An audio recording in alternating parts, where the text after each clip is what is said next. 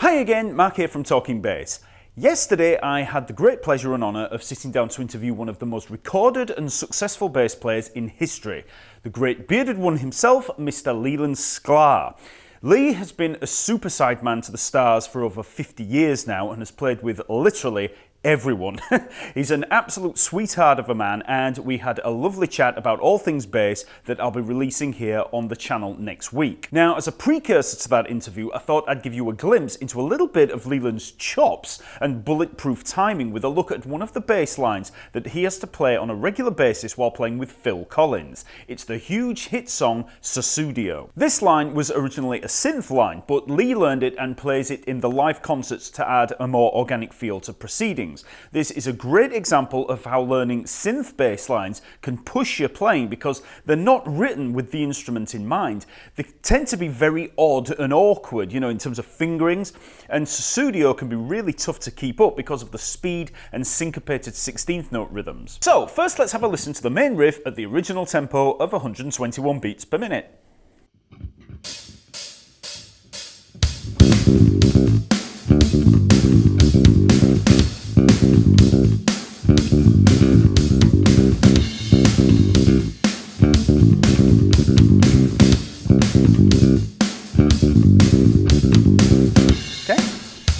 As always, the lesson material and backing tracks are all there over at the Talking Bass website.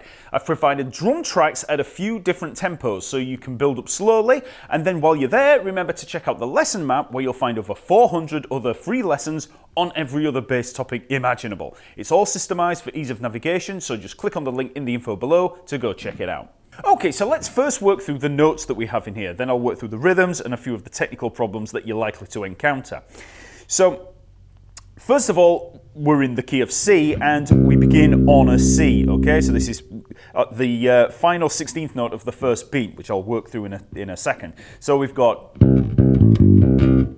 C, C, A, G, C, C, okay? So the C at the 3rd fret of the A string, then A and G on the 5th and 3rd frets on the E string, and then back up to the C. So C, C, A, G, C, C. For the next part of the line we have,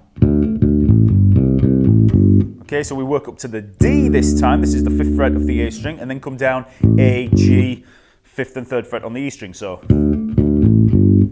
D, D, A, G, then again C, C, A, G. So 3rd fret A string, and then 5th and 3rd frets on the E string. So D, D, A, G, C, C, A, G, and then we come down.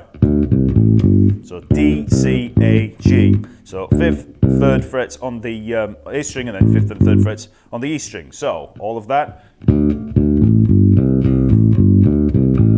So D, D, A, G, C, C, A, G, D, C, A, G. Okay? So, and then finally we have 3 C's with this rhythm.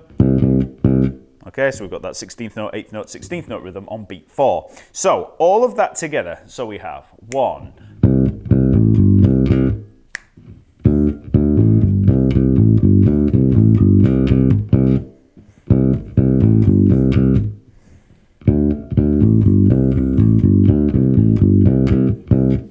okay, so now let's have a look at some aspects of this riff that might cause you problems. First up is the rhythm. So the first note comes in on the last 16th note of beat 1. So, there's some syncopation right there at the start. Now, if you're not used to reading 16th notes, which are there on the sheet music, and you're going to really, use more of your ear and feel, be sure to hit that first beat correctly. If you're not accurate enough with those first 2 hits, you're going to be slightly out of time, and it's just not going to sound as good. It's just going to sound a bit sloppy. So try counting that first beat out slowly. So we have one E and da. Okay, so that's where we're coming in. If you think with a counting of 3, 4, so 3, 4, 1 E and da. Okay, so 3, 4, 1 E and da. Okay, so we've got 1 E and. As long as you can get the entry on that first one, it's not too bad. So 1 E and 3, 4, 1 E and. Okay, and then you've got the consistent 16th notes after that, although there is a gap of a 16th. So 1 E and 1 E and. Okay, Beat 4 gives us another one of those syncopated 16th notes. So again, we're coming in on the final 16th of beat 4. So 4E and A. Okay? So after we've played the first part, so 1E and 4E and then you're in on the D. Okay? So you can just, if you're feeling it, you can just, literally count in on those, getting the entry. So 1E and 4E and.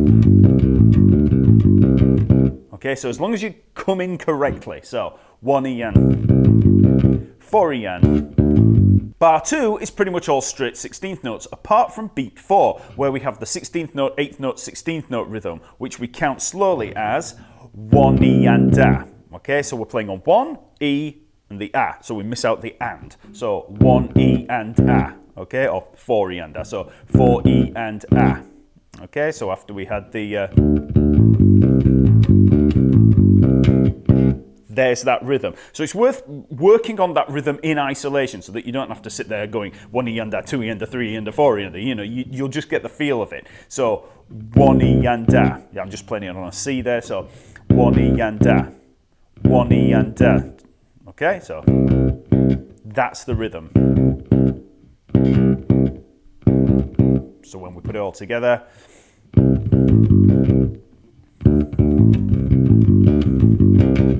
there it is right at the end. So that's the rhythm. Then we have the actual technical requirements. So first let's have a look at the fretting hand. So I'll just play through it and you'll see what I'm doing here. We've got...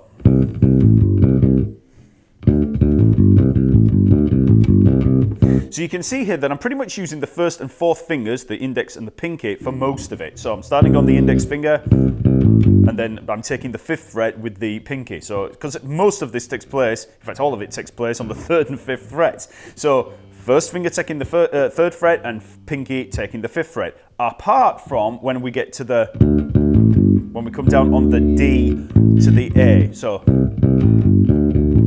now there you could bar with the 4th finger, but it's, for most people that's going to be quite tricky. You're going to have to hold down across the A and the E strings. So what you can do instead is play the 5th fret of the A string with the pinky, fret that, and then use the 3rd finger for the A, the 5th fret on the E string. So we're just moving between them here.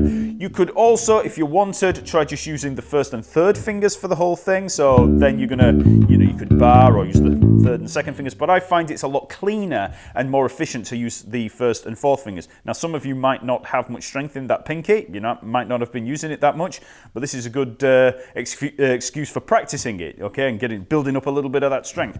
So yeah, I use the 1st and 4th fingers, and then the 3rd finger, that ring finger, for the A there at the 5th fret of the E string. Lastly, we can look at the picking hand. Now this is the part that's likely to screw you up and get you finger twisted. So I'm going to work through the fingering that I'm using here. So I'm starting with the index finger, the 1st finger there. So we've got, and then I'm alternating the fingers. You can rake, but I find you actually get a little bit more, I actually get a bit more finger twisted when I'm raking on this. So try 1st finger and then 2nd finger for the C. So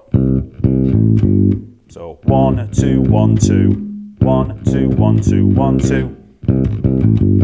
Okay, so that's that first bit, and then okay, again on the second on that second phrase, start on the 1st finger and alternate. So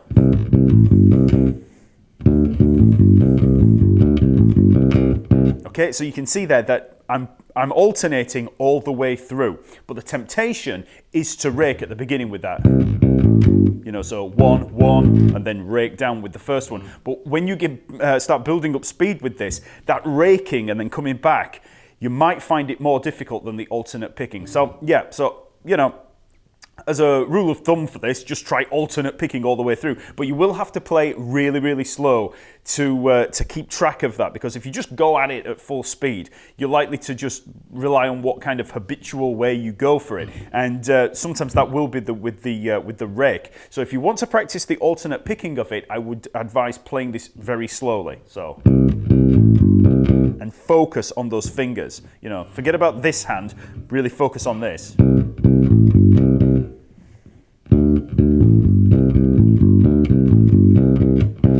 Okay, like I said, I've provided backing tracks at 3 different tempos, 81, 101 and 121 beats per minute. But before you use backing tracks or metronomes or, anything like that, just stick to playing it in your own time, slowly. Take it as slow as you need to, even if it's more like this speed.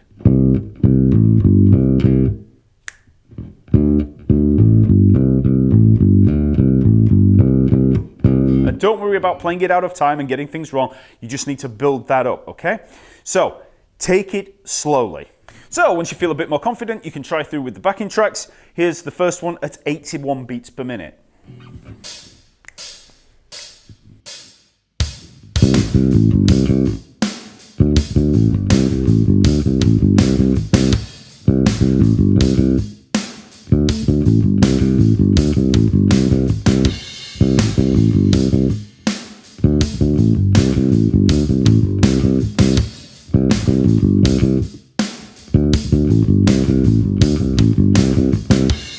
Okay, now let's try 101 beats per minute, so we've upped the speed quite a bit here.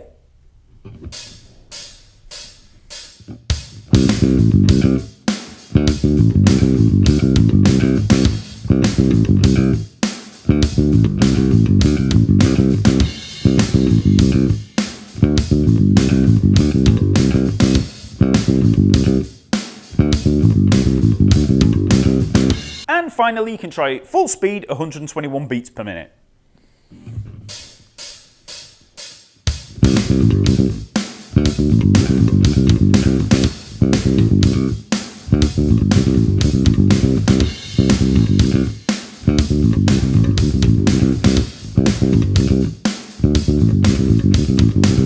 Okay, so that's Sussudio. The interview with Lee Sklar will be coming out this next Wednesday, so be sure to tune in for that. And in the meantime, be sure to like, leave a comment and subscribe to the channel. And also, go check out Leland's channel where he releases regular videos pretty much daily talking about his years in the business and playing through some of his classic recordings. It's an absolute goldmine of information for bass players of, any level, and I'm sure that you'll find it as inspirational as I do. Okay, I'll see you next week.